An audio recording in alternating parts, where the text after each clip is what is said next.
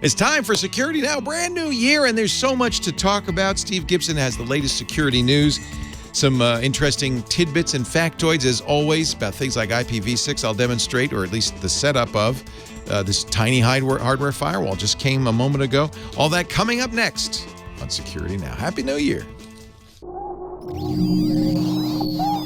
Netcasts you love. From people you trust. This is Twit. Bandwidth for Security Now is provided by CacheFly at CACHEFLY.com. This is Security Now with Steve Gibson, episode 541, recorded Tuesday, January 5th, 2016. New Year's News. Security Now is brought to you by IT Pro TV. A good IT Pro is always learning, and IT Pro TV is the resource to keep your IT skills up to date with engaging and informative video tutorials. For a free 7-day trial and 30% off the lifetime of your account, go to itpro.tv/securitynow. And don't forget to use the offer code SN30. And by FreshBooks, the super simple cloud accounting software. It's giving thousands of freelancers and small businesses the tools to save time billing and get paid faster. Try it free at freshbooks.com/securitynow. And by the Ring Video Doorbell. With Ring, you can see and talk to anyone at your door from anywhere in the world using your smartphone. It's like caller ID for your house. Right now, get free expedited FedEx shipping when you go to ring.com/securitynow. It's time for Security Now, the show where we save you and your loved ones from the perils of the internet. Thanks to this man, our captain, the man who sails the mighty ship, Security Now. It's Steve Gibson of the Gibson Research. Or if we're not able to save you, at least when it all goes bass-ackwards, you'll know why. He's the guy. It's not a mystery when suddenly something pops up and says, all of your files are encrypted. Sorry about that. And Steve, I want to say this about you, and I really appreciate it. You're not an I told you so kind of guy. No. No, I am, though, and I will. I don't have that. No, you don't. No. You just say, oh, I'm so sorry. But you should be listening to the show, then we don't have to say I told you so. That's a good point. What are we doing this week? This week, because we skipped a week, there's just too much to talk about. Yeah. So I just titled this podcast New Year's News. Because as I was making notes as events happened, and it was one of these, a lot to talk about weeks. So we just have a great podcast full of everything that happened since the last, since 2 weeks ago when we left off on 539. 540 was our holiday episode. And I have to say, I got a ton of positive feedback from people who really appreciated hearing the Vitamin D podcast from 2009, I think it was 6 years ago. You know what we didn't realize is that there was no video of that show. I watched your introduction to it, and you were explaining that this was, I was reluctant to aim a camera at myself, and look, you can see why. And so, you were moving to video, and I was saying, everybody's listening to this. Why? Well, you were right. I mean, it's talking heads. You don't need video, but it's funny because it wasn't that long ago, and yet there is no video version exists. I will say, though, that you were correct in predicting back then that bandwidth would expand, capacities would expand. I mean, it was a bigger pull originally to get video. Now it's, websites are showing it to you without asking for it. So obviously this is, it has changed and it's become a lot easier to get to. Yeah. So all kinds of things happened. We've got an update on the Get Windows 10, whether you want it or not. Windows 10 market share snapshot. Some hysteria over the news of Windows 10 sending your disk encryption keys to Microsoft, and why it's actually not a surprise. We'll look back at the security vulnerability counts of 2015 and see what they mean. Google has issued some critical Android updates that we need to talk about. Ransomware has gone multi-platform. and we'll talk about that. There's a new Internet of Things Wi-Fi standard, which has finished all of its ratification. We'll talk about how that's different from what we've got. A new side channel attack using smartwatches, of all things. IPv6 is 20 years old. What? That's the new thing. That's right. And it's just about getting ready to take off. And then we have just a ton of miscellaneous stuff, courtesy of our great listeners, people sending me things over the course of the holidays, and the most interesting of which we'll share. So I think another great, hour or two. Well, these are a few of my favorite shows, just, where we just kind of a tossed salad of security lettuce. All in security lettuce. There's a name. Yeah. That was one of the rejected names for the show. We were thinking of calling it, security debris. And we decided not to, thank goodness. Our show today, I'm actually really excited to tell you, our show today, as often the case, brought to you by IT Pro TV. But one of the reasons this is a good time is they're recording their most requested course, System Center Configuration Management. System Center Configuration Management with Adam Gordon. And you can watch it live for free on their live stream. Of course, if you're a subscriber, anytime on demand. They're also going to be streaming live from CES later this week. What is IT Pro TV? Oh, it is a boon for anybody who's in the IT business and wants to keep their skills up to date, or somebody who wants to get into the IT business and needs those key certs. I mean, originally this began as a way to prepare for the A+ or the CCNA or the MCSA certification tests.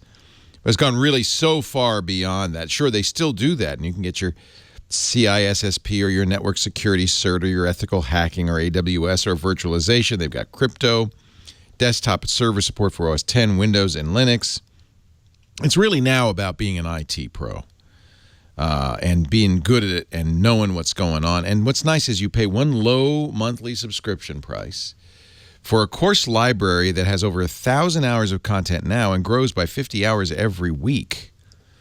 Because they're always doing it, and they do it like we do, very much like we do. They do it live with a chat room, and you can watch their professionals, and Tim and Don, and of course this week Adam Gordon. 2 studios, no waiting. And I'm a huge fan. So here's the deal. I want you to check it out. If you go to itpro.tv/securitynow, itpro.tv/securitynow, you can get a 7-day free trial and, by the way, get a great deal. Now, normally, if you look at the pricing, there is a basic plan that lets you watch live. And so this would be a good week to try that out via the web or on their iOS app or their Roku app. But there is the subscription plan, which is $57 a month, or subscribe for a year, get 2 months free. Now, I'm going to give you a really good deal on this. If you use the offer code SN30 when you sign up, you're going to save 30% forever. So now we're talking $3.99 for a whole year. That's a really good deal. That's $40 a month if you go month to month. That means you can still watch live, but you can also download sessions if you buy the year plan and put them on your device. You can access, of course, the entire course library anytime, chat with the show hosts. They have a Q&A forum where they do it's almost like a study group. You could focus on particular topics and learn. You also get the Transcender practice exams for free. That's worth $109 for free as a subscriber. And the virtual labs, where they now have more than 100 step-by-step virtual machine labs you can walk through. Really is great. I'm a big fan, and if you want to learn in this business, you need to stay on top of this. They do have corporate accounts. A lot of universities, Harvard, MIT, UCSD, Stanford, all use itpro.tv. So check it out. Try it for 7 days free and get a 30% discount forever at itpro.tv/securitynow. Don't forget the offer code for that is SN30. itpro.tv/securitynow. This will be a good week. Take those System Center Configuration Management courses with Adam Gordon. Why are you smiling at me like that, Steve? You got something up your sleeve. What do you were like? looking What do you? down. How do you know I was smiling at you? I could tell. I'm like your fifth grade teacher. I could see out of the corner of my eyes. Apparently. Yeah. So our picture of the week at the top of the show notes is kind of fun. Although IPv6 is now celebrating its 20th anniversary. Wow.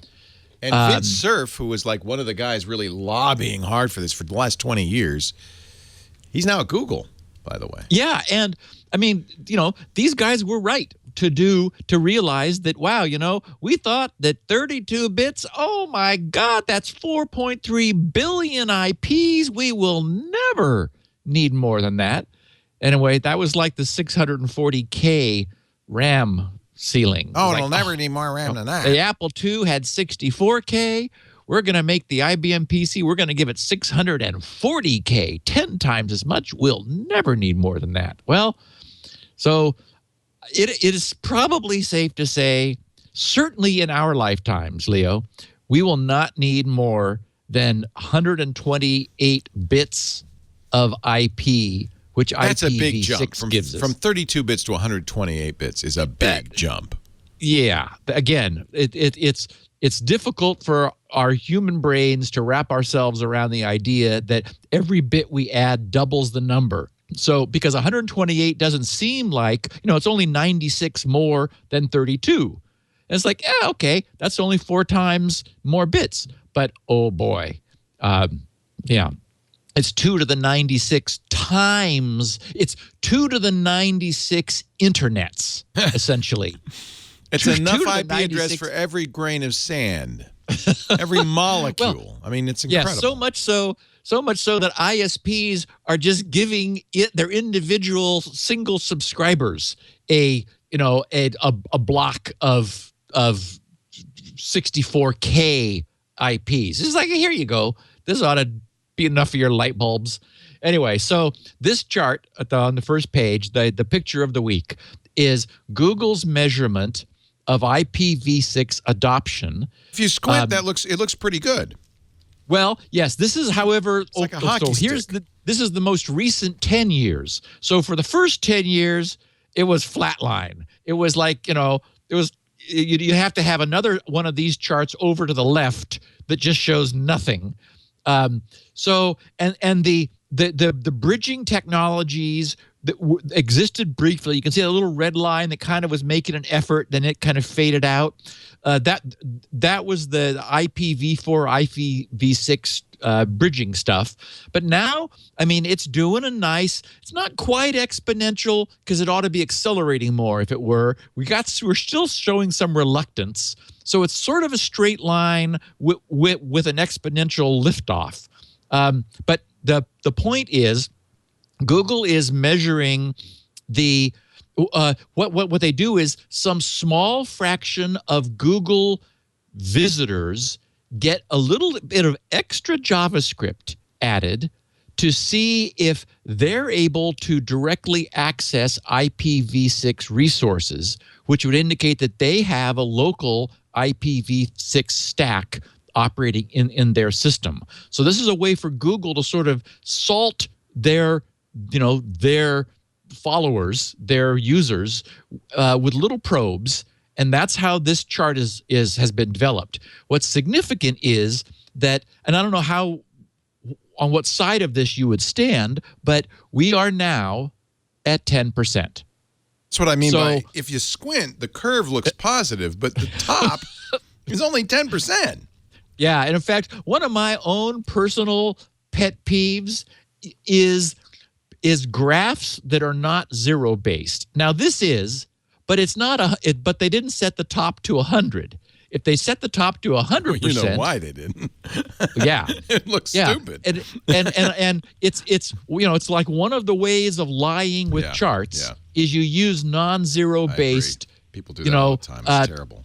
Scales, and it completely artificially inflates the differences between things, which just sort of always seems like a cheat to me.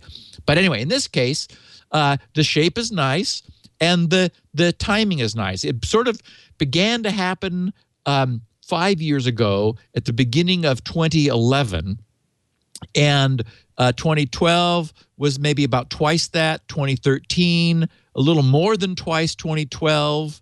2014, it's accelerating, so about 2.5 times, and so on. And clearly, this is where we're headed. No one expects this is going to stall out or anything, but it'll be fun to see over time what the shape of this is. If it does, in fact, begin to sort of flatten as as there are people holding out, keeping their IPv4 because it works, and not feeling the need to move. And as we know, there are countries, this is probably, it'd be interesting also to see a geographic distribution. Actually, there was one on the page that I got this from, but the map that showed the geography didn't have a key. They had like red zones and green zones, and I looked, it's like, okay, what do those colors mean? And there was nothing shown. I didn't dig down too deeply. Our friend Simon Zarafa sent a link to me that I found this. But I'm sure what we would see is not a huge amount of geographic non-uniformity, where countries that are, there it is. That's the chart. Now, does that show anything? Can you see what red and green? Green is the darker the green, the greater the deployment. Orange, which is a little too close to red for my taste, but orange is where, I'm sure the Google engineers are colorblind. Orange is where IPv6 is more widely deployed, but users still experience significant reliability or latency issues connected to the IPv6 websites. And regions where IPv6 is not widely deployed and unreliable is bright red. So then there's some pink. I don't know what the pink means, but apparently the U.S. is strongest in this. Yeah, as well as Portugal, which has a whopping 24% adoption for IPv6. That's almost as much as the U.S. Greece, where apparently the drachma is strong because it's got 20%. Belgium, 44%. That's the EU talking, right? And Switzerland, which is 30%. The UK is a woeful 2.96%. I'm sorry, UK. But so Canada's 7.4, Brazil's 6.5, Ecuador, bad news in the latency. See, 40 millisecond latency, 0% adoption in Botswana, and 40 millisecond latency. So there you go. Botswana's the worst. So don't go there for your V6. Yeah. Stay on a boat. I heard that your cruise ship was just like amazing internet connectivity. Yeah, sometime if you want, I'll talk a little bit about how that technology worked, because I got the lowdown from Kirk Harnack, who's apparently worked with some of the people who installed that stuff. There is satellite internet that's pretty darn good. Nice. Apparently boils down to basically a dedicated satellite aiming at the ship. Like, this is yours. This is not cheap for them, but the boat cost $1.4 billion. It's not. Well, and you got to figure, I heard you mention that it was $10 per day. 15. And for the internet. Unlimited, yeah. Which is very unusual on a ship. It's very unusual. Almost always they have significant bandwidth caps. $15 a day. And would there be anybody on the ship that would not have internet service? No. I mean, well, you pay for it. Everybody can have it. They have two Wi-Fi networks, one for crew and one for guests. So I'm just thinking it is a revenue generator for them. Wouldn't you say? I mean, if like a huge population, a percentage of the people on the ship. 5,000 times $15 a day. Yeah, I think they could afford it. Yeah. This is the technology is O3B networks. If you want. Yeah. See, we need to get that for Elaine, because although I think she had an upgrade to her Hughes satellite some time ago, things seem to be better for her now. Yeah. Yeah, this is, well, I mean, I was, maybe you saw my speed test at 3 a.m. I had to get up in the middle of the night to kind of guess what the maximum was, and about 25 megabits down. Gosh. Really surprising. Nice. I mean, in the middle of the Atlantic. That's pretty impressive. O3B Maritime, if you want to read up on more. So we've heard some reports on the net of the disabled Get Windows 10 switching itself back on. We now have our own listeners reporting that it has happened to them. Charles Kilmer was one who tweeted to me and made it into my notes. See, he said, this morning, the GWX control panel, which is the app we talked about recently, alerted me to OS updates being re-enabled. I've not installed anything recently. Update history shows only Windows Defender updates. And he said, thanks for the tip on GWX control panel. So I wanted to remind our listeners who may have heard about it, meant to deal with it, but didn't, that if you just Google GWX control panel, it'll take you to ultimateoutsider.com, which is the guy who has developed this. And it's becoming quite popular because it's the way to keep control. Essentially, for whatever reason, and it just must be because Microsoft is determined to push Windows 10, even if you turn it off, Microsoft just unilaterally turns it back on. So we now not only have sort of a generic report from the industry, but our own listeners are saying the same thing. And the other bit of news that's related came from someone whose handle is One Eye Rabbit, who tweeted, he said, Steve, in 539, you talked about GWX. And he said, for me, I tried Win 10 from the 7th of December through the 22nd of December.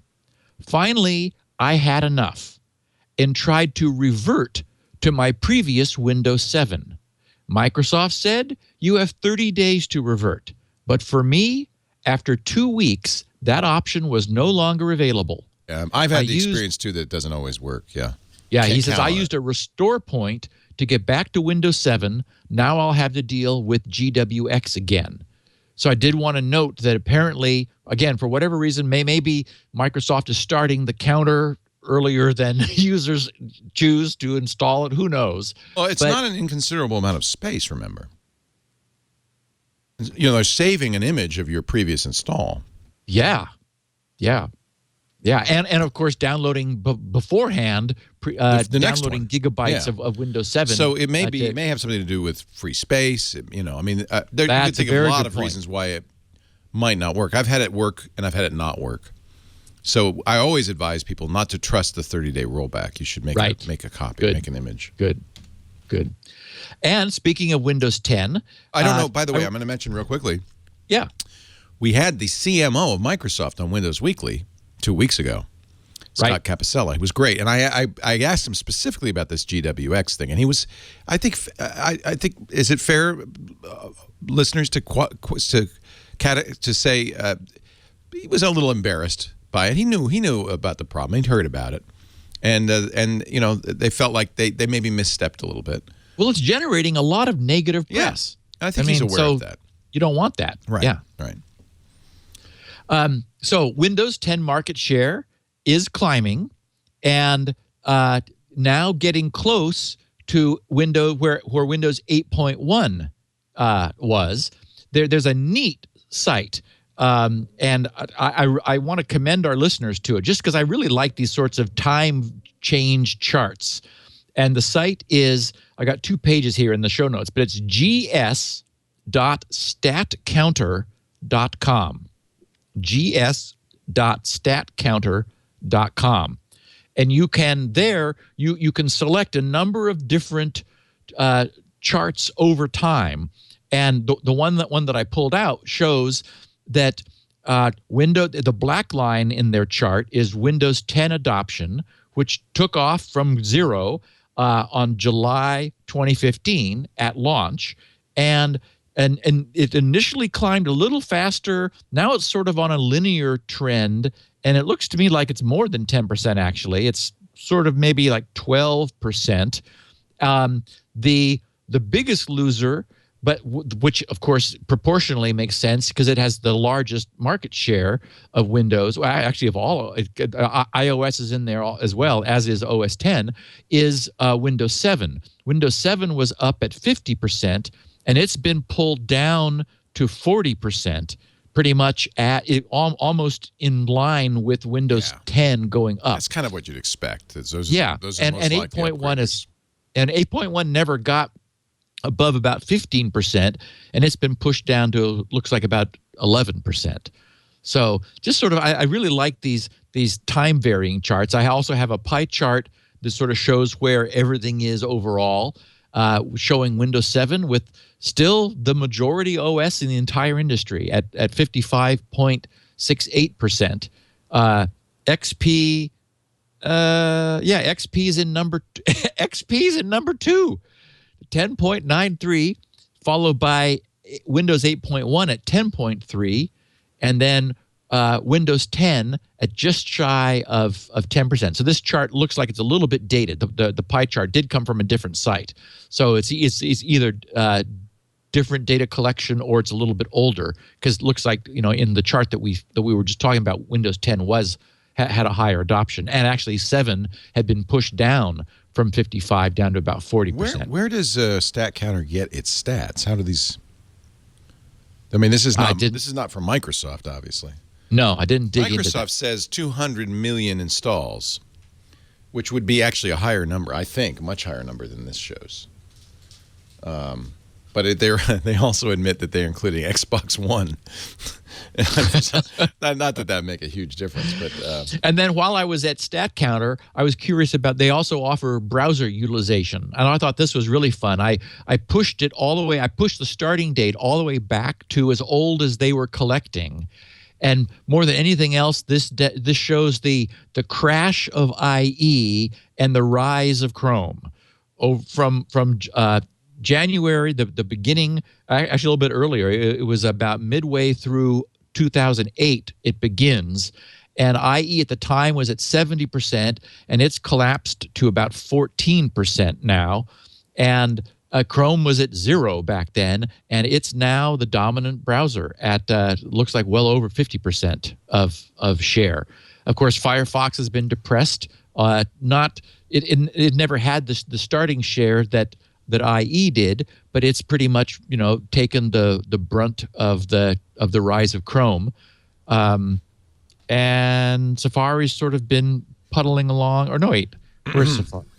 So Safari's been growing, but then in the last year and a half, sort of stopped its growth for whatever reason. Now I remember Stat Counter. This is people used to use this on the web all the time. Remember, you'd have a hit counter on your website.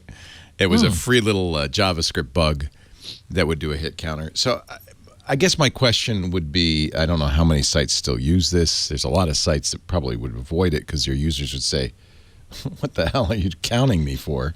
Or they're just blocking scripts on their site now. Right. So, I don't know how accurate their numbers are, because it's basically, in order for this to work, the websites have to install this on their website. I mean, it's a smaller sample size than the total, but it's relative numbers are probably accurate. And really, right? it's the shape of the curves. Right.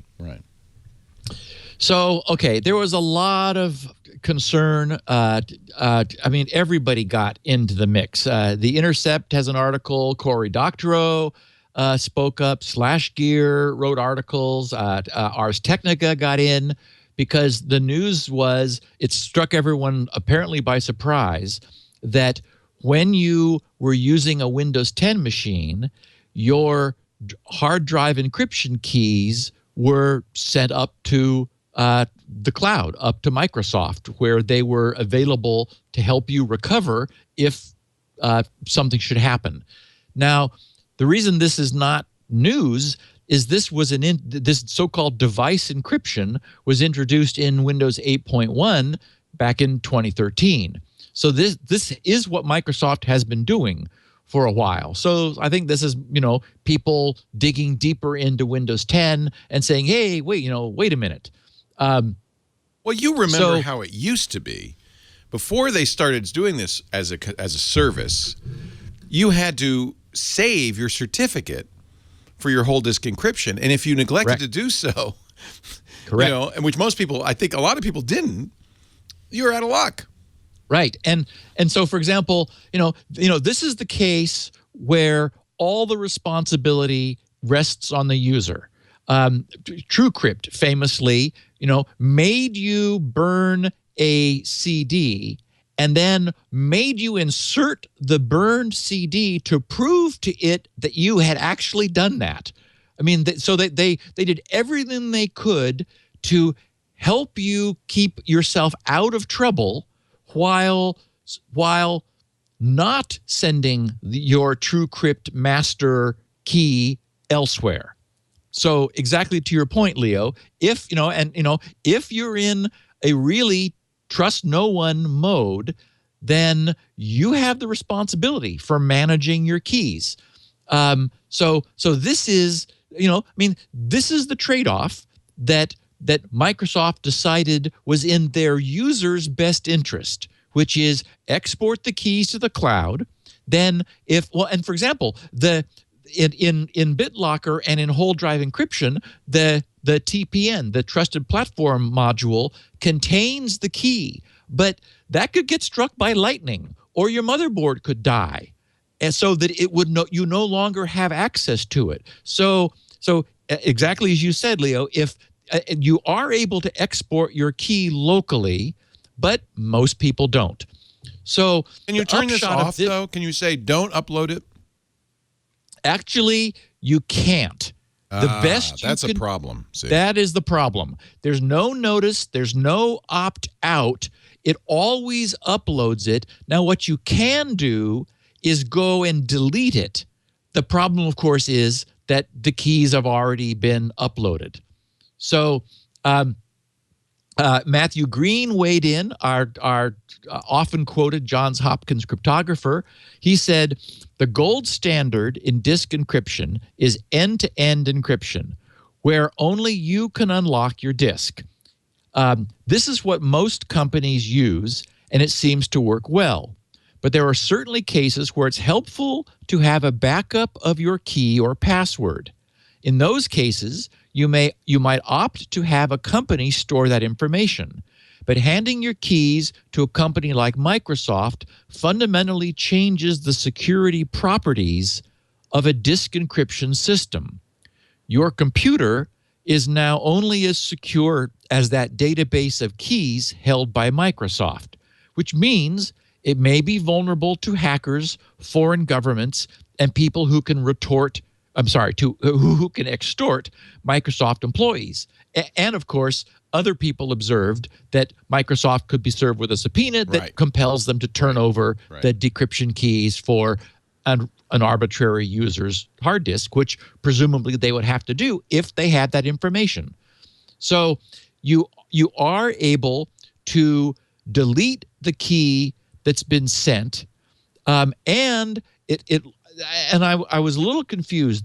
Because Microsoft has done, of course, their normal thing where the home version is different than the Pro, which is different than the Enterprise. Because home doesn't have BitLocker, as I understand it. It has something called device encryption, which is sort of, a weaker or watered down or less UI or something than BitLocker. But there is information for people who are concerned to allow you to change your key and not have that change uploaded to Microsoft. So you can get back to TNO, and then of course the caveat is make sure you've got your keys backed up if you take the trouble to do this. So my only issue, I guess, is that, and it isn't a big one, because I recognize that Windows 10 is not for me. It's not for many of our listeners who fundamentally want an OS that is more on their side. But that's not most people. Most people would like to have encryption so that if their laptop gets stolen, then bad guys don't have access to what's on it. And the idea of having access to the keys to decrypt it through their Microsoft account. Oh, and this is tied to the Microsoft account. That's the other thing. If you go through that extra procedure of not using a Microsoft account, but only create a local identity, then your keys never get sent to OneDrive, which is where this is, because your computer isn't associated with a OneDrive presence in the cloud. So there are ways around this, but by default, everyone's encryption keys are being held by Microsoft. So the first step back from that would be simply to make a local copy or copies, make sure that they're secure, then delete them from the cloud. And then the stronger solution is change your key in a way that doesn't resend it to the cloud. Then you've regained full T&O security. I've got links to various articles, and there's been a lot of discussion over the last 2 weeks ever since this arose. And again, this has been going on since 8.1, but it generated a lot of headlines and generated a lot of tweets to me from people saying, "Oh boy, what's this about?" Yeah. Before Microsoft, go ahead. What? Go ahead. I was going to interrupt before you get to the next subject, but go ahead. Yeah, I was going to say Microsoft has confirmed that it automatically uploads Windows 10 disk encryption keys to its servers, and said that it's a deliberate decision based on weighing the worst case scenarios. And they feel that it's better for them to be able to provide restoration keys in the event of any catastrophe that would cause the user to otherwise lose all the data on their drive. So it's a tough one. I mean, it's I don't know what to. You understand? I mean, LastPass apparently in its new version, which came out today, has now allowed support for key recovery of some kind. Yep, LastPass 4. Yeah, I presume you'll talk about that at some point. But yep. I understand why you want to have key recovery, and the thing is to implement it intelligently. Yes, because people are going to make mistakes. Yes, and what I've done with Squirrel is, recognizing that there is no third party, and that's on purpose because we don't want one. Is to come up with what we call a rescue code, which I very much like TrueCrypt. I make people write it down and I make them type it in just once, and all it is, it's 1.5 times the length of a credit card number. So it's 24 digits, and that's all you need. Just write it down and put it somewhere, and that will always recover your identity. And it's long enough, and it's purely random, so it's full entropy, that it's infeasible for it to be attacked. But that was a trade-off I made, and it is the case. I think what we're seeing is LastPass is trying to find ways to compromise without to compromise on a rigid security model where you would be up the creek and say, okay, yeah, it would be nice, but that's not practical. Right. So they're to make a practical system for an increasingly expanding user base who are not super technically oriented. You have to back off a little bit from that. So sending your drive encryption keys to Microsoft is the trade-off Microsoft made. The only thing I guess I would wish for is more clarity. Microsoft should present a dialogue that says, explaining this, for your safety. Well, and also an opt-out. Imagine that you didn't know that your keys were backed up, and you had a catastrophe. You'd go, oh crap, now what? And you wouldn't be able to take advantage of the fact that they were backed up in the cloud. Right. So you really do need to know that. So Microsoft should say, this is what we're doing. Yes. And, maybe give you the option not to, or maybe say, if you're really sure, or maybe say, we already did this. If this is really not what you want, go there and delete them. But if you do that, make sure you've made copies first. Don't hold us responsible. Yeah, exactly. All right, we're going to talk about what was the most insecure OS of 2015 in a little bit. Steve Gibson and Security Now, our first show of the new year, brought to you this year by FreshBooks, a great solution for anybody who's a freelancer or does the company accounting, and more importantly, the invoicing. That's the most important accounting you do all year, all month, because, of course, that's how you get paid. No invoice, no payee. And they're a first-time advertiser for this podcast. We have not had them on here before? I don't think so. I have, it's funny because I started using them in 2004 when I was, or 2003 even, when I was doing Call for Help in Toronto. And I was complaining about how hard and how much I hated at the end of every month doing my invoices. Because not only did I have to, fire up Word and Excel and, I had to do all the expense reporting too, because they paid me back for my travel and the hotels. And then I had to convert it all to Canadian dollars. You need to do FreshBooks. And boy, what a revelation. They make it very easy to create invoices. They handle all currencies automatically. They handle one of the hardest things for me was the expenses. You just use the FreshBooks app, take a picture of the receipts, automatically import them into your invoice. You can have the invoices sent. I used to have paper mail invoices sent for an extra fee, but more and more clients like just the email invoices, especially because there's a button on the invoice that says pay me. And they like it. You know, it turns out clients don't like paying bills anymore than you like sending them out. So making it easy for both sides is great. In fact, you can make it even easier. There's a system in there you can get paid up front. You can request a deposit in FreshBooks so that you don't have to even cover the costs out of pocket or wait to the end of a project to get paid. I love that feature. Time tracking is built into the app as well. So if you do bill by hours, very easy to implement.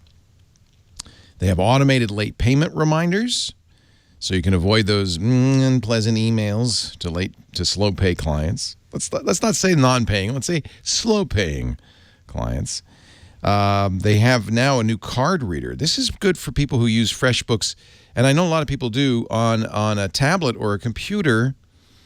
Like they come to your house and they do a service, a plumber or a contractor or an inspector, the Culligan guy, the water purifier, and they come in, they do the thing. And now normally what they'll do is they'll use carbon paper and they'll write up an invoice and I'll give them a check. Now with FreshBooks, you could present the invoice on the screen and they have a card reader that, by the way, is an EMV chip card enabled. So you can swipe the stripe or dip the chip and you get paid securely right from your iPhone in less than a minute. I mean, this is awesome. You got to try it. Once you do, you'll say, I should have done this a long time ago. Leo's been telling me. Freshbooks.com/security now. You can try it free for 30 days and get a real sense of what it can do for you. We do ask if I think there's a form where they say, how did you hear about us? Just put security now. And that way they'll know and Steve will get credit. Free 30-day trial. If you're in the business where you bill people, oh man, you're going to love it. Freshbooks.com/security now. Saved my life. Let it now. FreshBooks can save yours. Okay, now wait a minute. I can't let this go by without a comment. Swipe the stripe or dip the chip. That's the new thing. Okay, isn't that good? I've not heard that before. Is that a Leoism or is that a common? I don't think it's common. I think it was in the copy. I think they made it up. But it's like good. That. Swipe the stripe or dip the chip. It is exactly right. But now that we have chipped credit cards, yep, it's kind of a pain in the butt because it's slow to dip the chip. You have to put it in there and leave it there. And then it's kind of more of a pain, isn't it? Don't you notice? Well, and unfortunately, we know that it provides no security either. Not real security because it's not that hard to counterfeit. It's like the card is being queried. Are you a card? Yeah. Okay, fine. It would be if it were chip and pin, that'd be different, but it's not. It's chip and sign. So there's chip and pin doesn't help because when you put the pin in, then the reader asks the card, "Is this the right pin?" And the card says, "Yeah, you got it." That's why they're easy to counterfeit. Oh Lord, yeah. So I love that you led into this next topic with the most with the most or the least secure operating systems, because what I wanted to highlight is that a count of vulnerabilities is meaningless. There was a VentureBeat had an article and actually a neat table. You want to click that link, Leo, and bring up the whole chart titled "Software with the Most Vulnerabilities in 2015: Mac OS X, iOS, and Flash." And sure enough, if you look at and we often talk about the CVE numbers, the common vulnerabilities and exposures. That's from the National Vulnerability Database, where vulnerabilities are registered as they are found. So, sure enough, Mac OS X leads the pack at 384. iPhone or the iOS is number 2 at 375. Flash Player, actually, I would say this one is more deserved, number in the 3rd place at 314. But to give you a sense for why just a number is meaningless, OpenSSL, which has been the source of, massive scurrying all over, is way down the bottom at 34. So it's not the number. It's the fact that, for example, in the case of OpenSSL, they were doozies. I mean, they were industry, grind to a halt, run around with your hair on fire. One really bad one, right? Exactly. Yeah. And so it is the case. Here's Apple tweaking their software and fixing problems, I would argue none of which have been, none of those 384 were as bad as any one of the Flash Player 314. Every one of the Flash Player vulnerabilities was really, remote code execution by visiting a web page sort of problem. Whereas Mac, the Apple stuff is like, oh yeah, we found some stuff that somebody, privately reported and we fixed it. So in some ways, you're penalized in this list if you are forthright about the problems. Yes, because the number, I presume that number ultimately comes from the company, right? Yes, it is the company registering vulnerabilities with the National Vulnerability Database. The other thing that's misleading, if you scroll down a little bit from where you are, is like the Windows versions. They show like all these vulnerabilities with Windows, except we know that they're all the same vulnerability. Right. So it's one problem that is across all of the common code base of these. Right.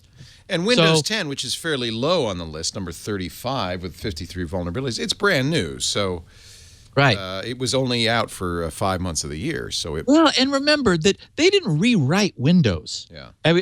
They gave it a new sugar coating. But basically, it's the same Windows. You keep seeing the same dialogues after you drill down a couple layers of the frou-frou UI. It's like, oh, yeah, there's the actual dialogue that I've had since XP.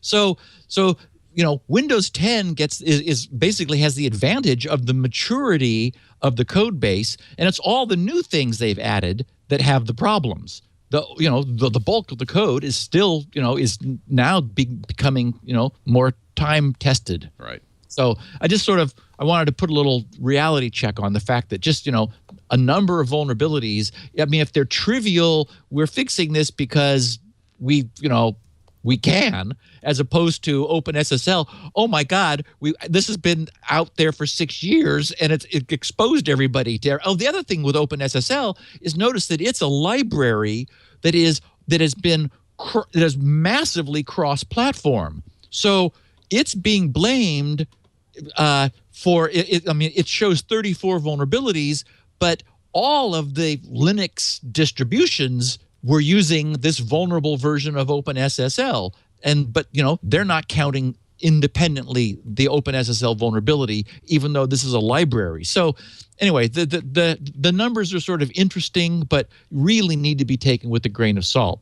And so a headline that says Mac OS 10 had the most vulnerabilities is like okay, but Flash did the most damage. And so I think it's, and OpenSSL arguably. It'd be hard to measure that, though. It'd be hard to make a chart of, who was the most vulnerable or whatever. Yeah. Right? I don't know. Only the NSA has that. Yeah, they know. They know. They're using it. Meanwhile, Google did patch 5 critical Android security flaws. They're doing an OTA, an over-the-air update, as part of their Android Security Bulletin monthly release process, that they call it. And once again, receiving a multimedia message allows for remote code execution. That media server library is just causing a real bunch of pain for them. They must be really regretting the day that they just said, oh, yeah, we'll incorporate this into Android. And because, it's just replete with bugs. 5 of the dozen that are being fixed in this are critical, meaning remote code execution, and then they drop down to moderate and severe. So anyway, again, as we discussed, I think it's becoming increasingly clear that the sort of the telco or the smartphone model needs to incorporate the same kind of on-the-fly continuous security patching that we're now all accustomed to in all of our desktop OSs. You just can't have a phone that has an operating system as sophisticated as Android is, that once purchased is then abandoned, because there will be problems. Everything we're seeing teaches us that. Meanwhile, the first instance of, get this, JavaScript-based ransomware has been found in the wild. Now, when I saw this, I thought, wait, no, you can't have JavaScript-based ransomware, because the presumption is that JavaScript is tightly sandboxed by the browser. We know that. We know that JavaScript has no access to files in the OS. Well, it turns out that this is JavaScript in the same sense as we were discussing a few weeks ago, where, remember, someone left-clicked on a .js file and ran it in Windows because Windows has its script engine bound to files with that extension. And, so that was running JavaScript natively on the platform where it is not sandboxed at all. So what's happened is a well-known JavaScript kit called Node, the Node WebKit, it's now known as the NW.js, which is NW stands for Node WebKit. That's now available bound to an exe wrapper.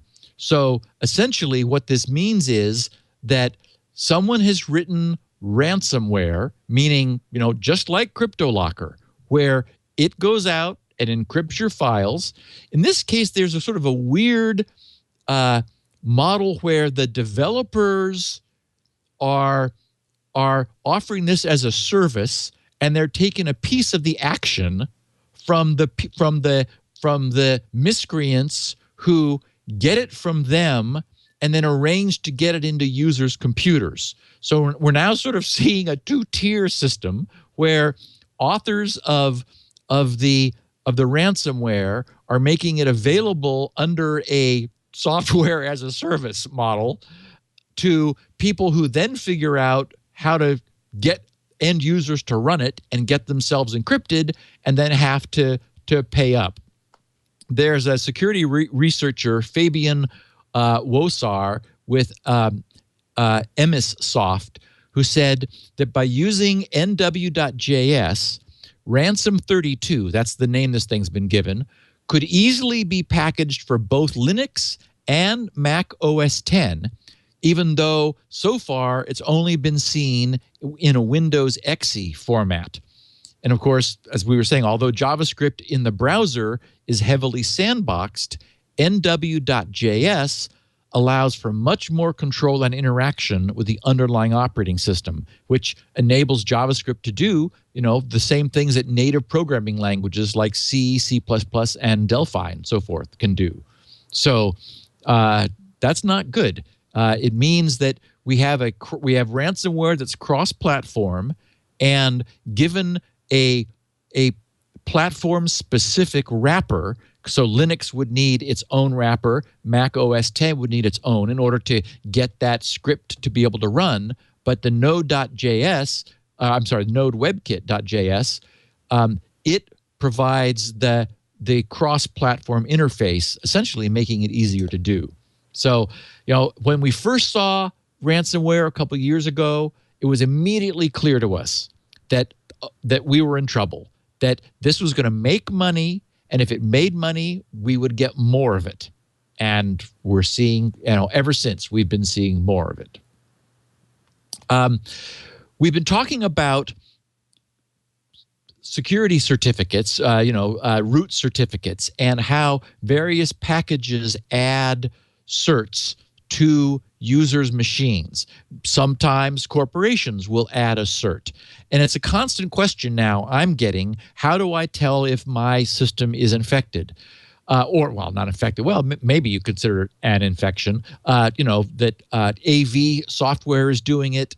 Employers are doing it. Where we've seen rumblings about governments doing it, and I'm worried about the day that ISPs will do it. Our friend Mark Rusinovich has a cool utility. Remember that he used to be sysinternals, and Microsoft bought sysinternals, in order to get him mostly. He has a utility called SigCheck, which is not yet at version 2.4. Right now, it's at version 2.3, and it's one of his sort of that sysinternals, very nicely written, lightweight. I think it's like something like 180K. It's just a simple program that runs. You don't have to install it. Right now, it's a utility for verifying signatures of files, showing you the signing chain and expiration dates, and verifying the signatures of files and so forth. In beta is version 2.4. I was alerted to it by a friend of the show who tweeted me about it, and I've got my eye on it too. 2.4 will add a check for non-Microsoft root certs, and that will be great. So I've got my eye, and I wanted to let everybody know that it's coming. And as soon as it happens, I'll mention it again, because something from Mark would be the way to do this, just to verify that your root store is still clean and nothing has added anything to it, or at least to enumerate what has been added, so you know that it's things you want or maybe need, and not something that has crept in under the radar.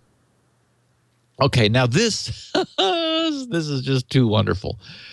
This is old, but it is still apropos with everything that's going on with certificates. I just saw, and didn't have time to get it into the show notes, that Let's Encrypt has crossed the 250,000 certificates mark in, what's it been, maybe a month, maybe 6 weeks. They have issued more than 250,000 domain validation certs through the Let's Encrypt facility, meaning that it may be that they are replacing existing standard issued from certificate authority certificates, or more likely, these are sites that have never been encrypted before that wanted to add TLS and HTTPS, and we're now at plus 250,000 thanks to this effort. So that's awesome. That's incredible. Really is great. However, our listeners who have been listening from the beginning will remember that the podcast, when I shared my shock over opening up, I think it was probably Windows XP, maybe 2000. I don't remember how far back it was. Probably XP. I looked at the certificate manager, and back in the day, as they say, there were maybe 10 certificate authorities, and it was like, okay.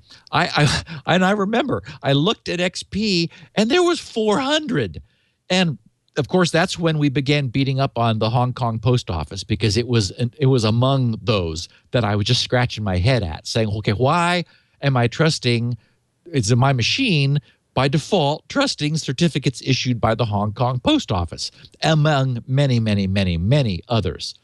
So we've never really talked about the process by which an entity, any of these 400, appeals to or submits a request somehow. What's the process for getting yourself certified so that you're going to be a certificate authority? Well, there was an application submitted to Mozilla back in 2011 by an entity calling itself Honest Ahmed, and it's in Bugzilla, which is how these things go. It's in Bugzilla. It's bug 647959, and the title of this submission was "Add Honest Ahmed's root certificate." Oh, of course, because he's honest. And if you had any doubts, and so this says this is a request to add the CA root certificate for Honest Ahmed's used cars and certificates. I thought maybe it was flying carpets, but okay, used cars. That's good. Yeah. Okay. Because we're not so sure about flying carpets, used cars. This requested information, as per the CA information checklist, is as follows: name, Honest Ahmed's used cars and certificates. Mm-hmm. Website URL, and this is priceless: www.honestahmed.dinedns.org. Yeah, because he doesn't know. He's a mobile guy. It's on his kitchen table. Yeah, this makes Hillary's email server in an ISP's closet look good. This is tongue in cheek, though, Steve. This must be somebody pointing out the ridiculousness of this system. So wonderful. Yeah. Because organizational type is an individual, and then it says parens Ahmed and possibly his cousin Mustafa, who knows a bit about computers. And then the primary market / customer base, and these are all the questions that are part of Mozilla's form. Right. And he says absolutely anyone who will give us money. Yeah. Impact to Mozilla users. None. Ahmed's business plan is to sell a sufficiently large number of certificates as quickly as possible in order to become too big to fail. Parens see regulatory capture, close parens. At which point, most of the rest of this application will become irrelevant. And then, under technical information about each root certificate, the certificate name that this was being applied for was, of course, Honest Ahmed's used cars and certificates. The certificate issuer field, Honest Ahmed's used cars and certificates. Under certificate summary, the purpose of the certificate is to allow Honest Ahmed to sell bucket loads of other certificates and make a lot of money. Yay. And then remember how honest, he's honest, Ahmed. And that's been reinforced here. Yes. Notice how, as we've talked about it, certificates have a bit mask, essentially a bit field of things that they are enabled for. For example, some certificates can be used to sign code, but a code signing certificate cannot typically also be used to represent a domain, because it's a different application. And some certs are intermediate certs, so they're established that way, but they're not able to sign other certs, whereas root certificates can, so forth. So anyway, under requested trust bits, which is another field in the Mozilla form, Honest Ahmed has said all of them, of course. The more trust bits we get, the more certificates we can sell. And finally, under CA hierarchy, Honest Ahmed plans to authorize certificate issuance by at least, but not limited to, his cousin Osman, his uncles Mehmet and Iskender, and possibly his cousin's friend Emin.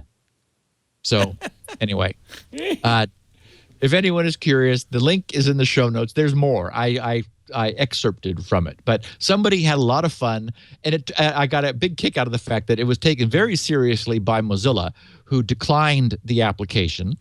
However, this bug had a huge trail of responses, which are equally fun. So if anyone enjoys this kind of thing, it's there. Thought you should know. Gizmodo reported on the story that our smartwatches can now determine what we type. And, of course, immediately upon knowing that, it would be obvious to anyone that the motion sensor in your smartwatch could detect what you're doing. And so this video on the Gizmodo page that Leo's showing right now is of someone entering a number on a 10 keypad, and the smartwatch, just from the relative motion, determining what they're entering. And so, of course, this is yet another so-called side channel attack. We've talked about these, and they occur in movies. For example, a famous one is, someone reading lips at a distance through a window where you can't hear what the person's saying, and they may be even under the cone of silence. But if you can see them, then essentially a side channel leakage is somebody who is a gifted lip reader can determine what they're saying, or lifting a fingerprint. Huh? I read your lips, Dave. Right. Oh, yeah, that's a perfect example. It was Hal, right? Yes. Or lifting a fingerprint from a glass and then reusing that lifted fingerprint, dusting it with powder, making it optically visible, and then using it to gain entry somewhere.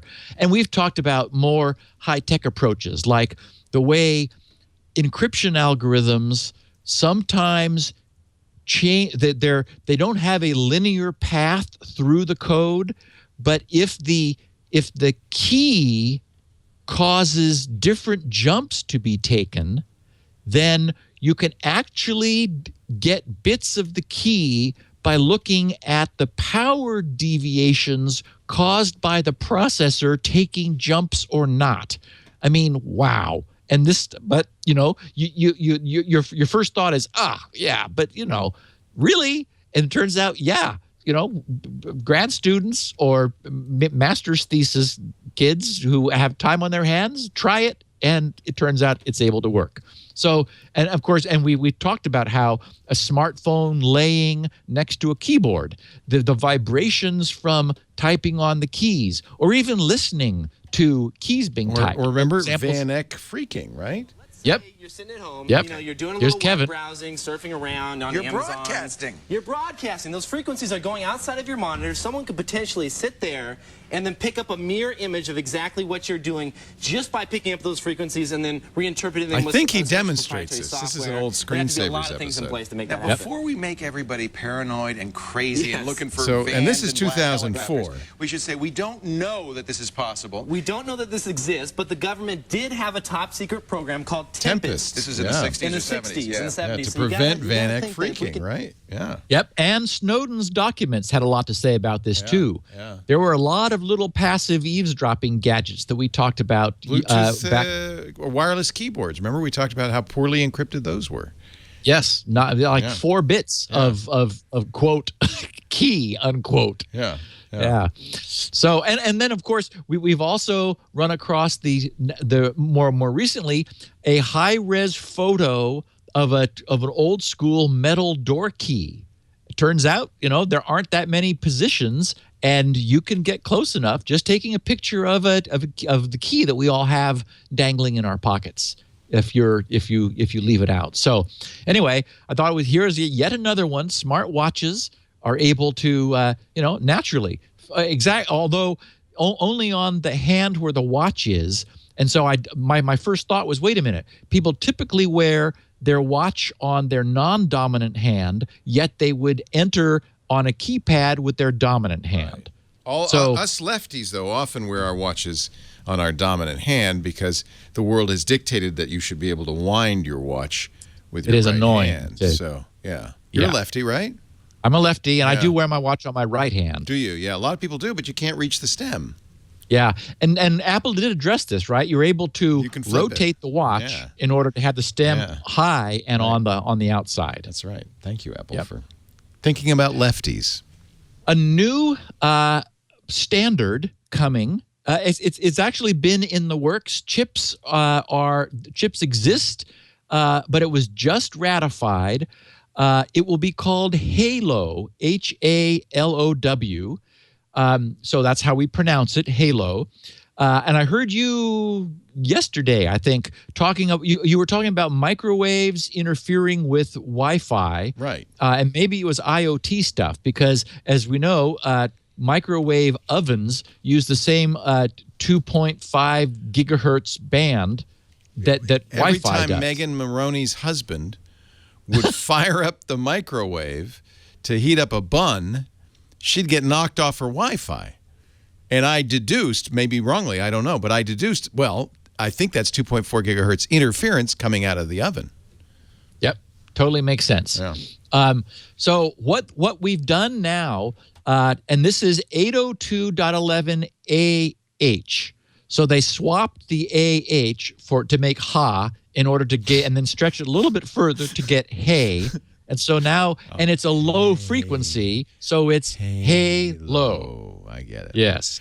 So this is not a successor to AC, which is the current latest standard. This is not an adjunct to it. What they've done is this. What you can sort of think of it as the Wi-Fi Alliance's refusal to give in to Bluetooth. Of course. So So it's lower speed. So it's also not multiple megabits the way we have now in the high frequency 802.11.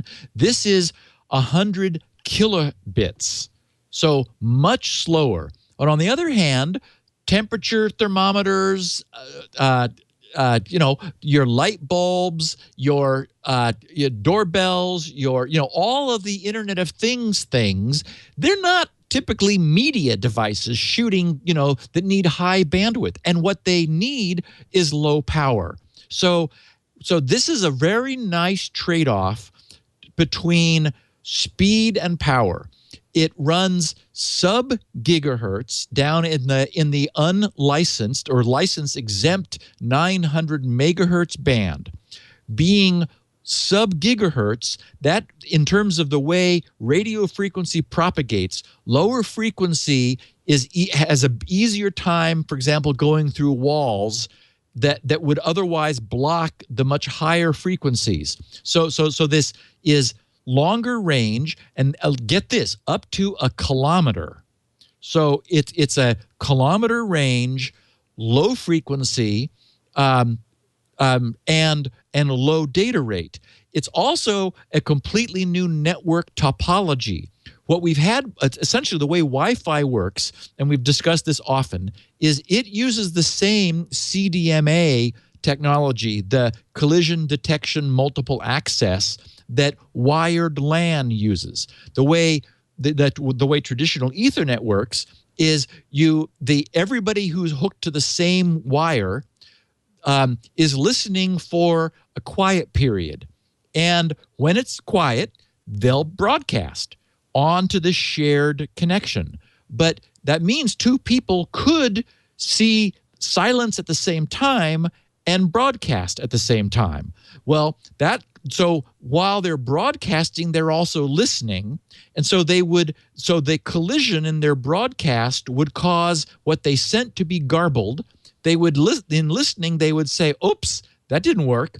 Then they back off a random amount of time. So statistically, one of them will rebroadcast before the other, and their message will get through, and then there'll be silence again, and then the second guy will broadcast. So what happens is, this all works as long as you're not really busy. And you can sort of imagine that as long as the bandwidth of this shared medium is sufficiently higher than the bandwidth that the medium is trying to convey, this sort of ad hoc hope for the best is okay. But as the number of transmitters or the amount they're trying to transmit begins to get, up near the capacity, the collision probability goes up. And so everybody spends much more of their time waiting for a turn and then recolliding with somebody else. So this doesn't fail very well, but we have no real choice with the existing Wi-Fi. The Wi-Fi we're all using right now is the same model. It uses CDMA technology. What the Wi-Fi Alliance has done with this next version is completely different. It's this 802.11 AH uses contention minimization. It uses in the spec is internode relaying to create mesh networks so that you can reach devices much further away, because devices in the protocol is the ability for an intermediate device to relay to a more distant device. They've got it has explicit power management with waking and dozing built into the protocol. It is possible for devices to negotiate for higher bandwidth bursts. For example, the Ring doorbell might, if it were using this spec, in the normal case, it could be running at a much lower power consumption, but when it does need to transmit video, it could negotiate for a chunk of bandwidth in the network and be able to receive it. Also in there is antenna segmentation and radio beam forming technology. So this stuff is like next generation, but we have it now. Chips are on the way, and essentially the idea is that, I mean, they've deliberately made it competitive with Bluetooth in terms of power consumption, but with vastly larger coverage, and then state-of-the-art technology. I mean, all of the things I just talked about that are in this AH spec would have been impossible 5 years ago to do in a cost-effective way. Now it'll just be integrated in a little chip smaller than a thumbnail, and it won't cost anything, and it'll be in light bulbs and everything else. Well, that's what we want, right? Because the more things that are internet connected, that's what we need. That's, what could possibly go wrong? That's right. And before our final sponsorship and we get into miscellany, I wanted to mention that GRC did, as I had planned to, switched from SHA-1 certs to SHA-256, thanks to my beloved DigiCert certificate authority, who actually was kind enough to issue both kinds to me so that I would be able to switch when I wanted to. I did it a few days before the end of the year because I recognized if anybody would have their calendars or clocks off, they could think that it was already 2016, and these certs expired on December 31st at midnight. Thank you, DigiCert, of the end of 2015. So and I did that so that Chrome wouldn't have been complaining until now.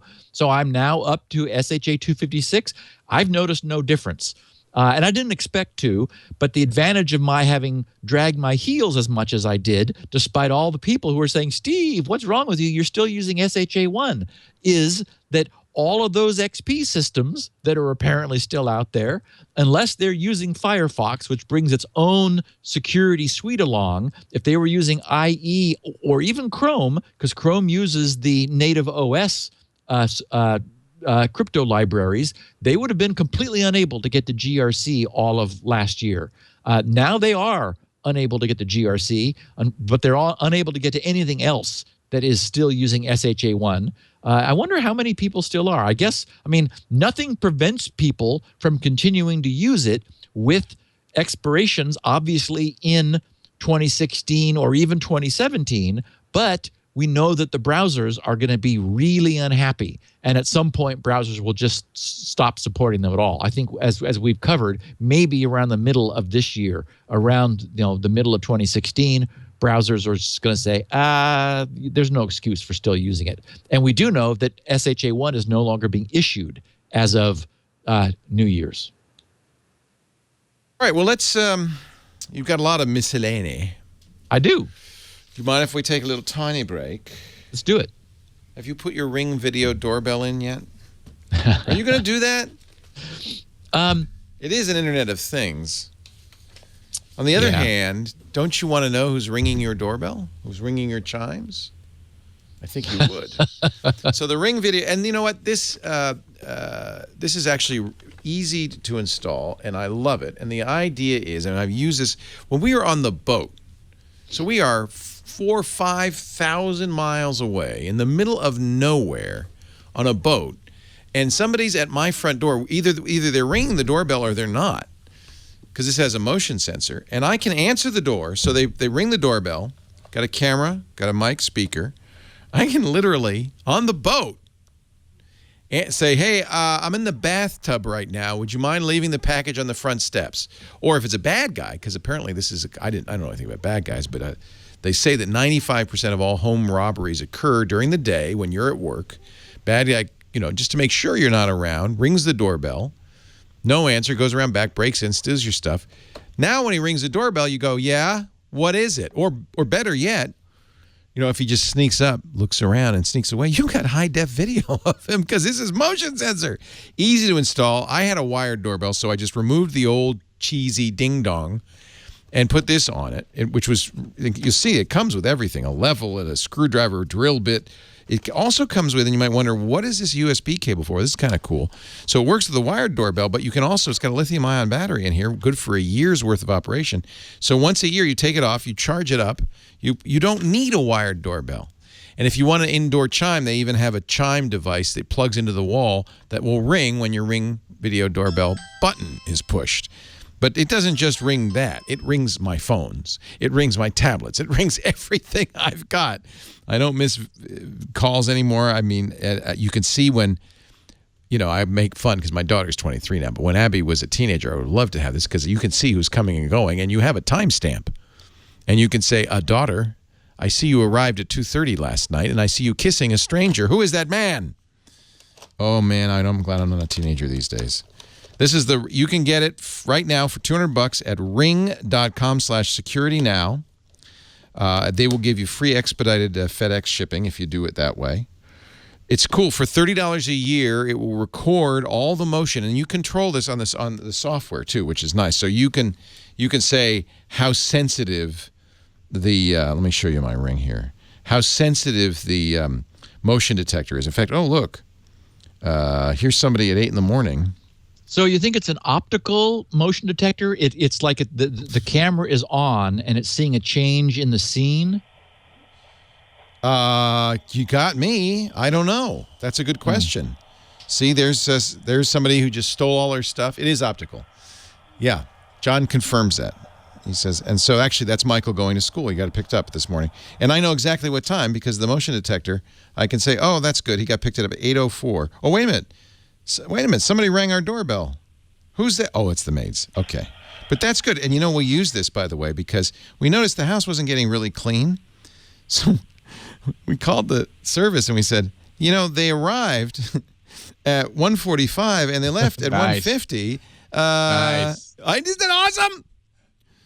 Okay. I could get a little overexcited. Here's somebody ringing our doorbell this morning. So I love this. The Ring video doorbell, ring.com/security. Now I have it set so rotate. Let me change that so you can see it full screen.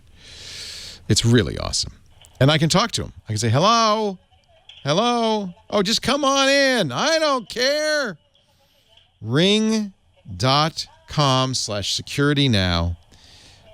We love ours. Everybody I know now has one. There's a great story. Richard Branson just led a new investment in Ring for $28 million. They went to Shark Tank, and got turned down. And the guy said, it's the best thing that ever happened to me. Because now I built this great company, and those sharks have none of my company. But he did just raise $28 million. The way Richard Branson found out about it, he's sitting there on his private island in the Caribbean, and a visitor, here's somebody, oh, that's my daughter arriving late at night. Yeah, that's nice. Here's somebody, so he's in the Caribbean, and he's sitting next to somebody on a lounge chair. The person does this, what I'm doing right now, and it talks to somebody at the front door, and Branson goes, what did you just do? He said, oh, well, that's the Ring video doorbell. I was able to answer my front door in New York City from here. Branson said, I need to know more about this. And he invested. So I have the zones and range. I actually turned it down because it was picking up people driving by on the street and stuff. So you get to say where, like, is it going to go? Nice. Nice. So you can say, no, it doesn't need to monitor this or this. And nice. You change. Yeah, I think this is really well done. I'm really happy with it. Ring.com/security now. And if you go to that, and also you can say how many alerts you want. Ring. I love that we're in an era now where this kind of stuff is so affordable that, it's just, it's and so cool. Because you don't have to have a wired doorbell. As I said, we do, so we don't have to power it. But if you don't, you could put this, if you're an apartment dweller and you have, I know some apartments, they have a physical ringer on the ding dong, ding dong, yep. chonk chonk. You could put this on your doorbell and have a real doorbell without any wiring. It's just so cool. You do need, by the way, Wi-Fi. Should mention that. It uses your Wi-Fi. But it was easy for me to set up. Ring. Who doesn't have Wi-Fi these days? Nowadays, you can almost, that's one of the interesting things that's also changed. that you can have Yes. a company like this and just assume, well, most of our customers will have Wi-Fi. Yes. That's just a given. Yeah. I mean, who doesn't have Wi-Fi, really, at home? All right, enough of that. Ring.com/security now. Make sure that you use that so Steve gets credit. So, okay, on This Week in Google, I got a kick out of you. You're lamenting the whole messaging platform problem. Oh, my God, yes. And you said, everyone you know is on Facebook except for a few weird, grumpy people. Like you, right? Are Like you? me. Yeah, okay. You're Exactly. not on Facebook. I made the jump to Twitter, but that pretty much is all. We're working on it. We're slow. You get there. And what the thought I had was what you guys, and this was already in the show notes and everything before you were talking about it at the end of Mac Break Weekly, was what occurred to me, because I've heard you like lamenting that there's this fragmentation in the messaging world. Yes. So that, for example, in my case, everybody I know is an iOS user, and so iMessage gives me 100% coverage. But you've got a lot of people, because you're in a sort of a younger, more techie environment, who are Android adopters. Right. And so, and then of course there was Telegram and WhatsApp and Facebook Messenger and iMessage and on and on and on.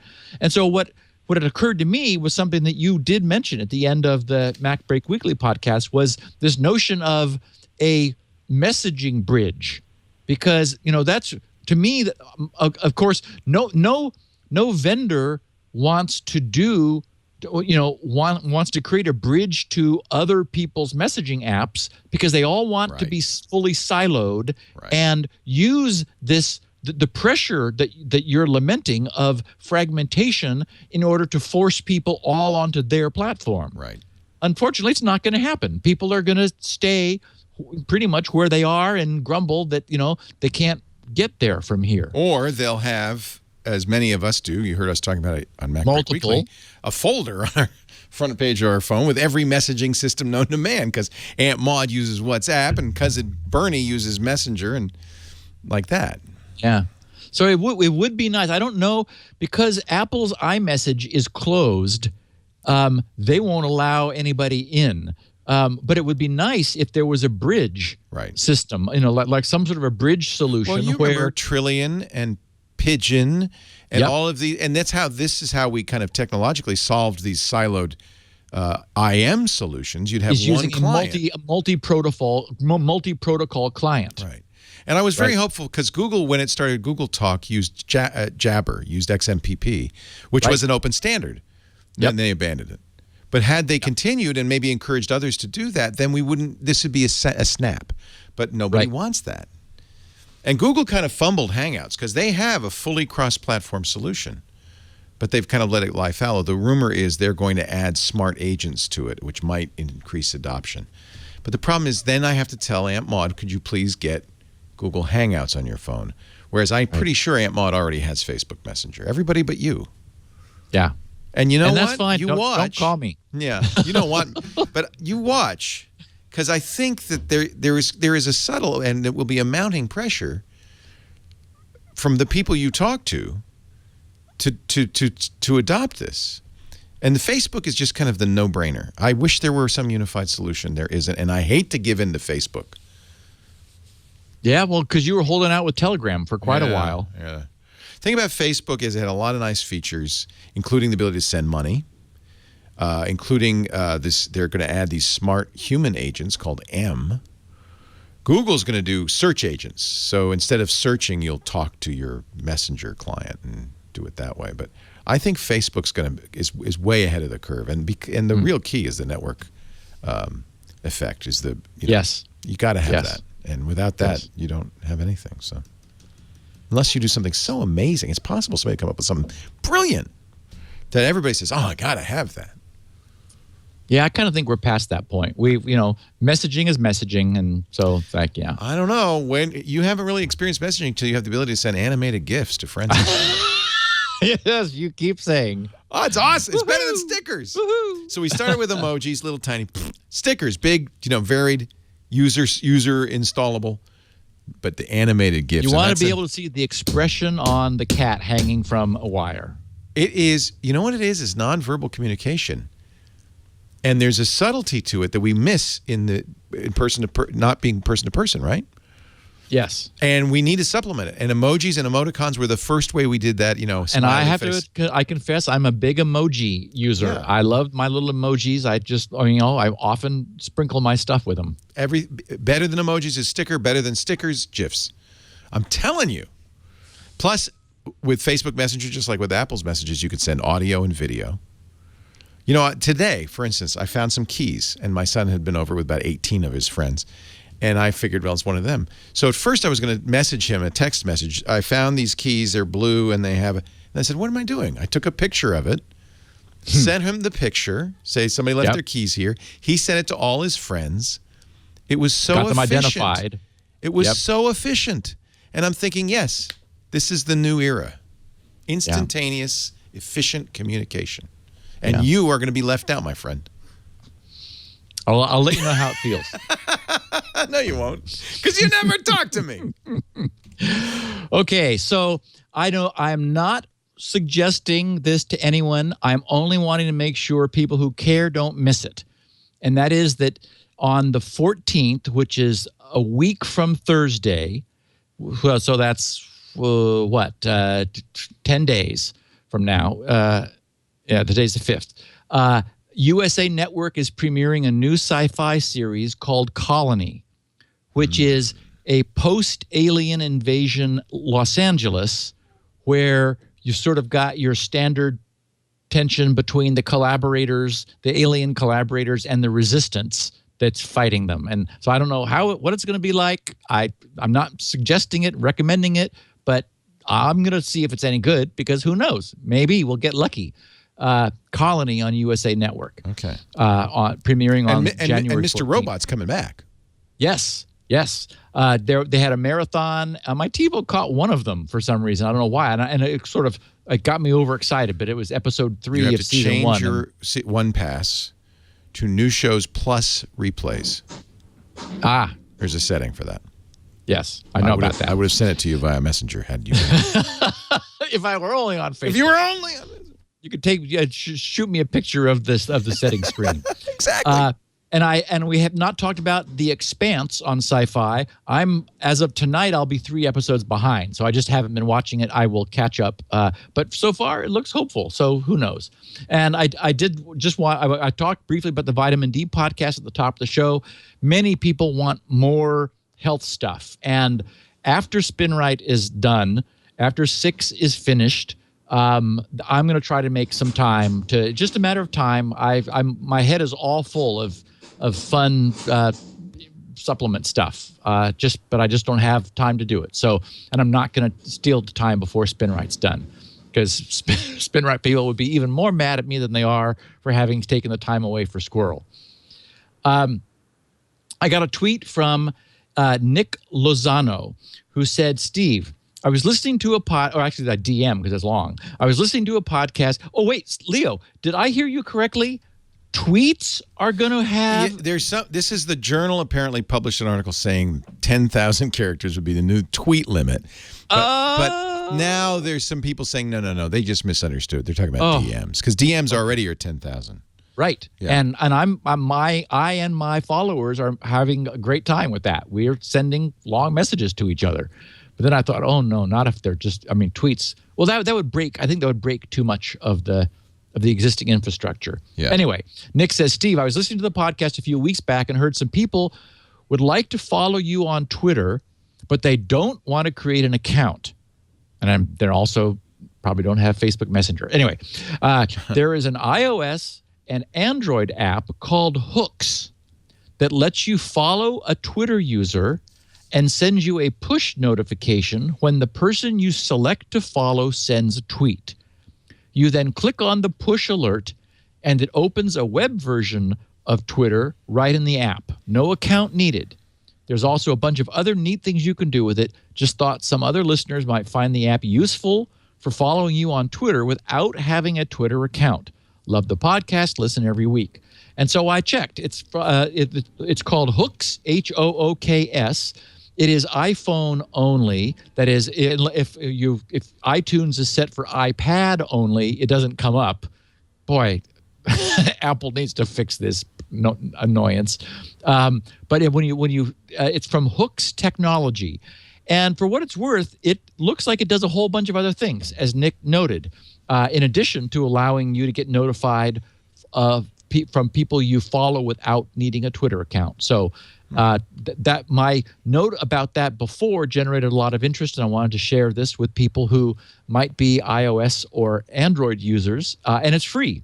And I didn't look like there were any in-app purchases, so it looked like it was really free, which is refreshing. Something to consider for the new year.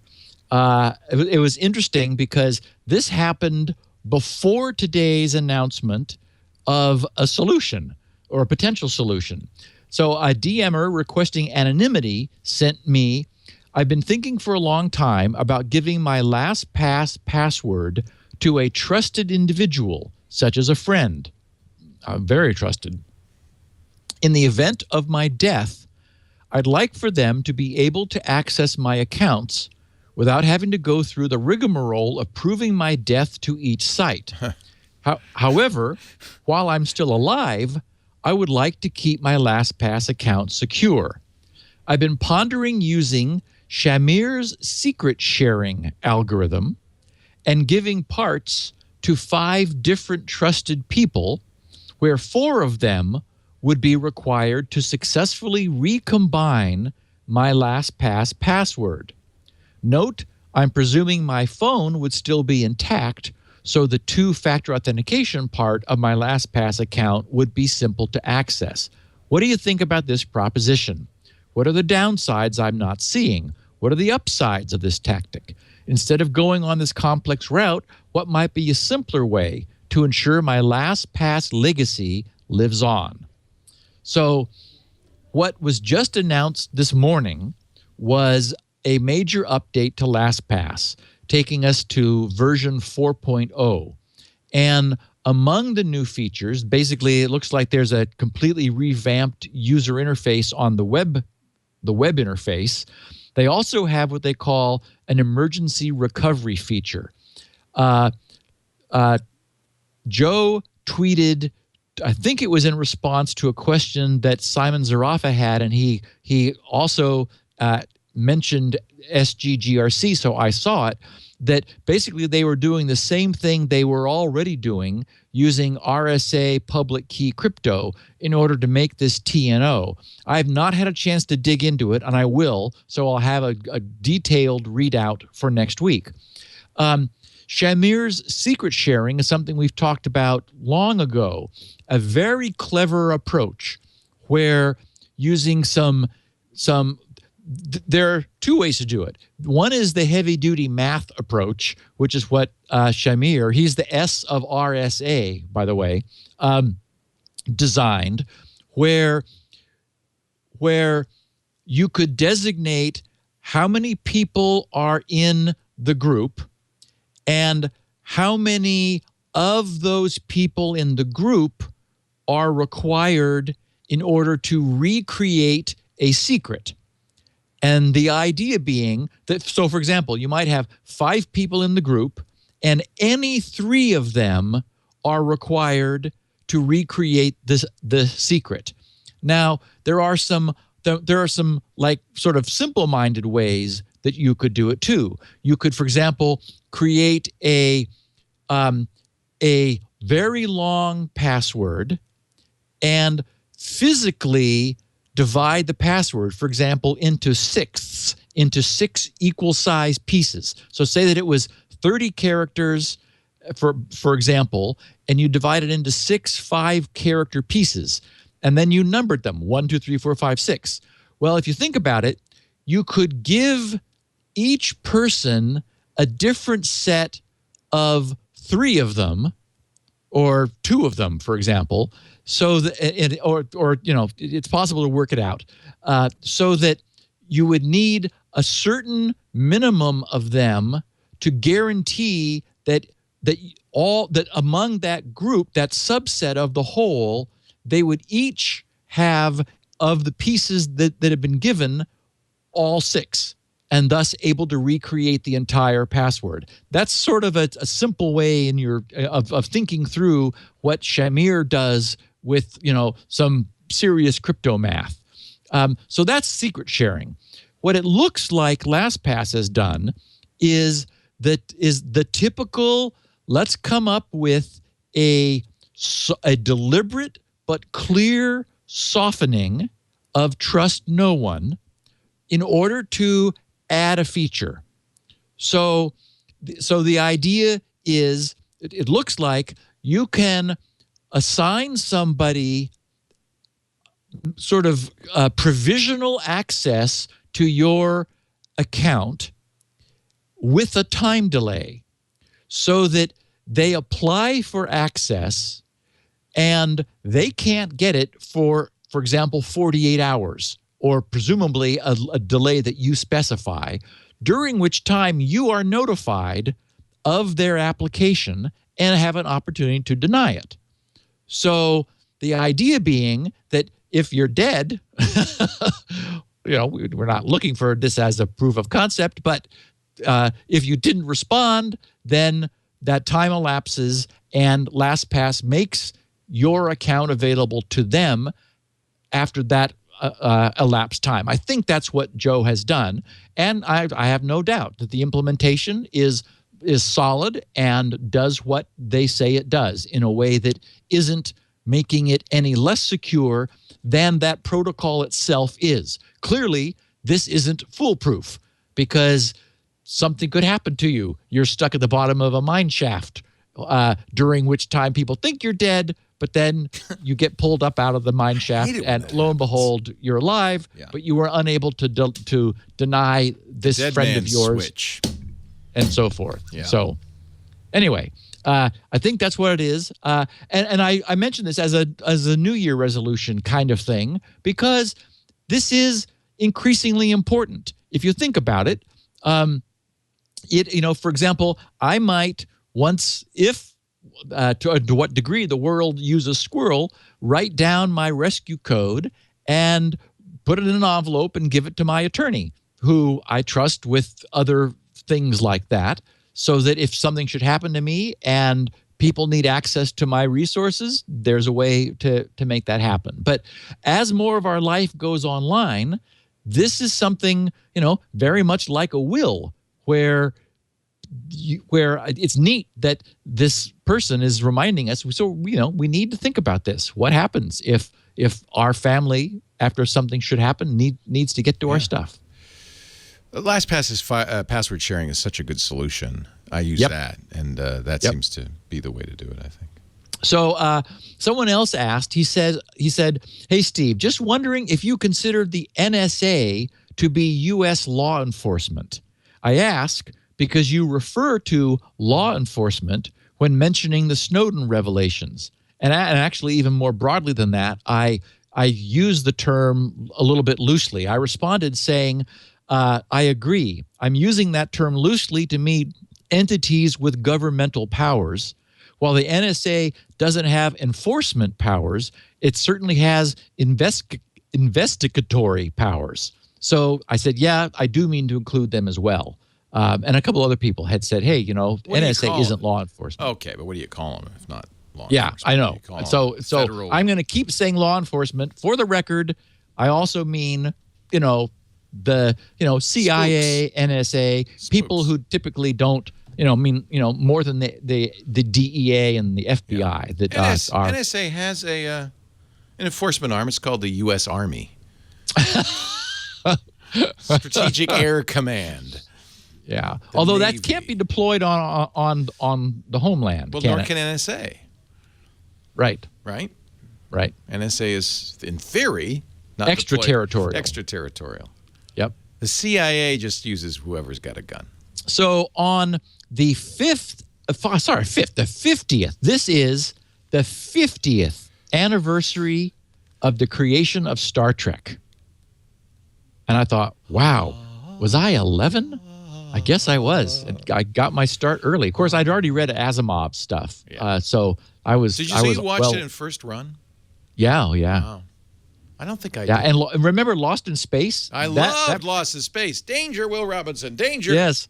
And the salad monster. I remember my sister and I like burying our heads in a pillow. We were terrified of the salad monster. Yeah. 50th anniversary. Anyway, there's going to be a lot, I'm sure, to celebrate. it turns out that Gene Roddenberry used some funky, non-standard computers way back in the day. Word processor, probably, right? Yes, exactly. And of course, naturally he would be a techno leader because he created Star Trek. So and was a sci-fi author before that. So Ars Technica covered the story, with the headline, "Files on nearly 200 floppy disks belonging to Star Trek creator recovered." Wow. And I think it was Jerry Dan Cornell used the same computer. It's a Wang. It's a Wang. It's a Wang. Yeah, it may have been. Yeah, I think it is. See, Wang diskette. It's a look Wang at the writer. colored key tops. Yeah. Yes, Yeah. custom key tops. So I think it was Dan Gooden who wrote, according to a press release from Drive Savers Data Recovery, information on nearly 200 floppy disks that belonged to Star Trek creator Gene Roddenberry has been recovered. The information on the disks belongs to Roddenberry's estate and has not been disclosed to the general public. Drive Savers notes, however, that Roddenberry used the disks to store his work and, quote, to capture story ideas, write scripts, and take notes. VentureBeat reports that the disks, containing 160 kbytes of data each, were likely used and written in the 80s. The circumstances of the information recovery are particularly interesting, however. Several years after the death of Roddenberry, his estate discovered the 5.25-inch floppy disks.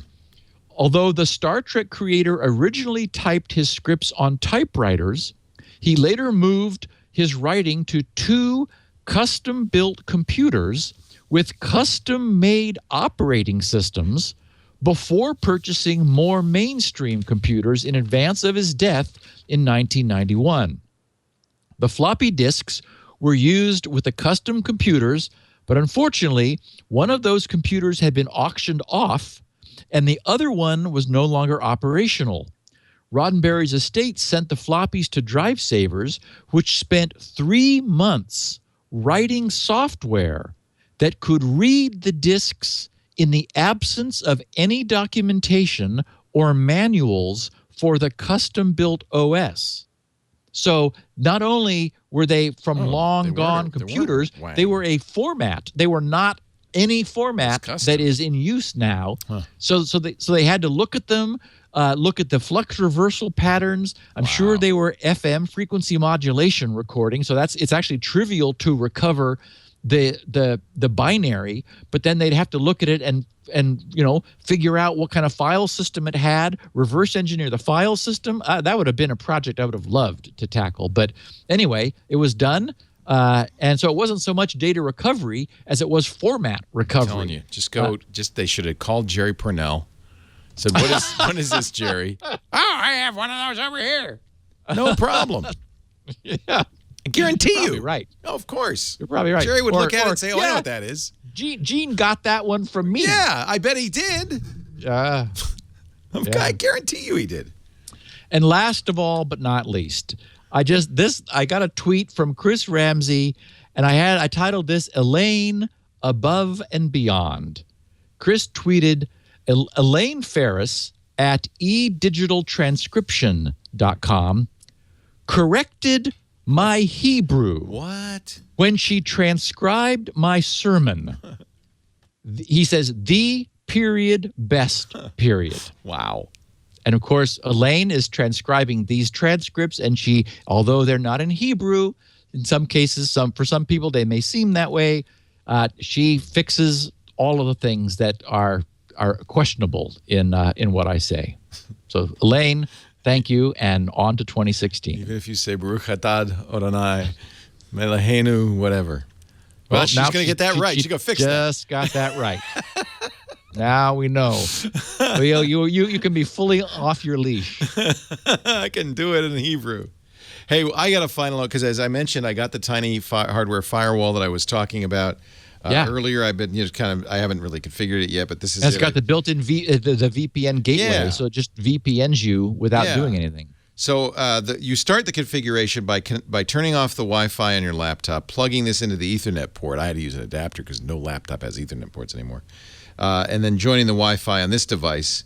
And then you can configure it, change the password and everything. One of the things they say right away is change the default password. After the password has been changed, the THF Tiny Hardware Firewall will ask you to log in with your new password. Your username is still admin. Your password is now known only to you. Please do not write it on the bottom of the unit with a Sharpie. Good advice. That's in the docs.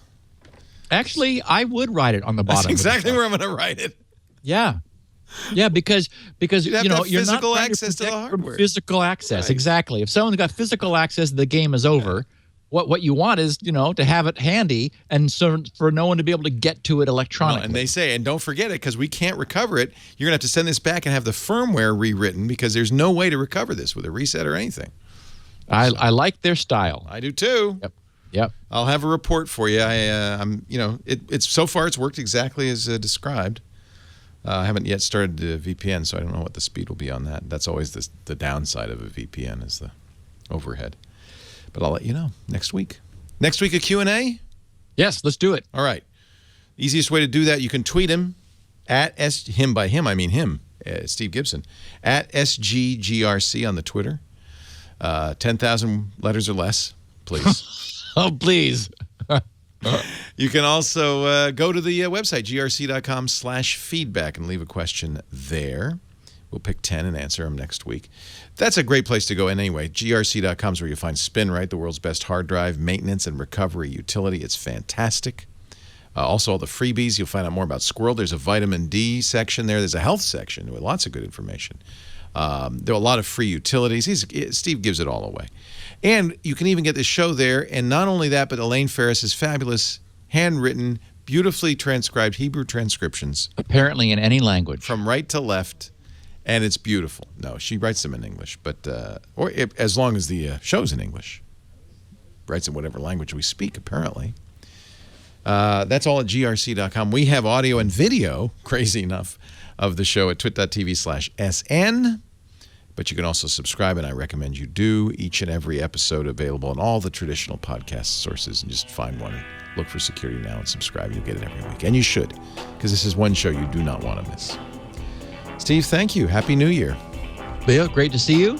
Glad you had a nice trip. I had a nice vacation, and we're back on it for 2016. Here we go. Security.